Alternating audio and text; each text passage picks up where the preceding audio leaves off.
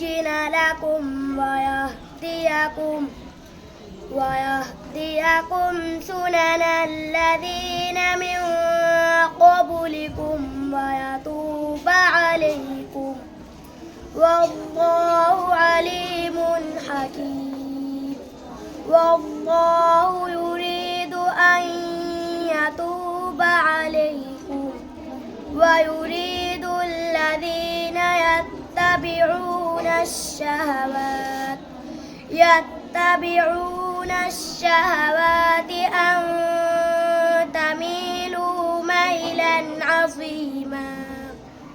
يريد الله أن يخفف عنكم وخلق الإنسان ضعيفا.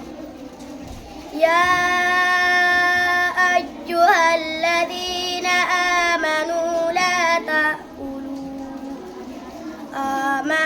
لا تأكلوا أموالكم بينكم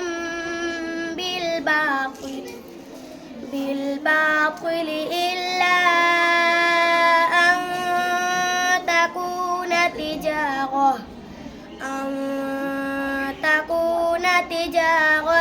عن تراضٍ منكم ولا تقتلوا أنفسكم إن الله كان بكم رحيما.